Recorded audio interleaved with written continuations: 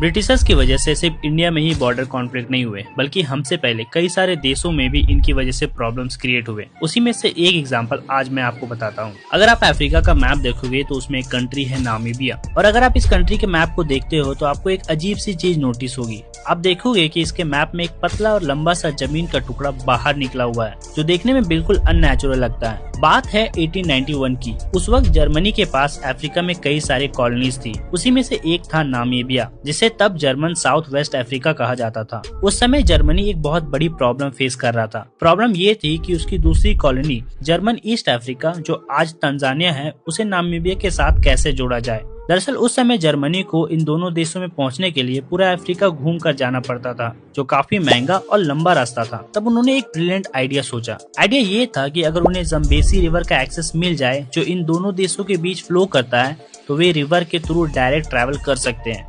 बस प्रॉब्लम ये थी कि यह रिवर ब्रिटिश टेरिटरी में था, तो जर्मनी ने ब्रिटिश के साथ एक डील ऑफर किया, जिसमें जर्मनी ने ब्रिटिश को अपने जंजीबार आइलैंड दे दिया और बदले में एक लैंड स्ट्रिप मांग लिया जो डायरेक्ट रिवर को कनेक्ट करता था। जर्मनी को लगा कि उन्होंने यह रूट सिक्योर कर लिया है, लेकिन एक बहुत बड़ी प्रॉब्लम इनसे नोटिस ही नहीं हुई। इसी रिवर पर था विक्टोरिया वाटरफॉल, जो दुनिया का सबसे बड़ा वाटरफॉल है, जिसे किसी भी बोट के लिए पार करना इम्पॉसिबल है। ब्रिटिश ये बात जानते थे, फिर भी उन्होंने हैप्पीली यह डील एक्सेप्ट कर लिया, क्योंकि वे जानते थे कि यह लैंड वैसे भी इनके कोई काम का नहीं था। इसी वजह से यह अजीब एरिया आज भी नामीबिया के मैप में दिखता है।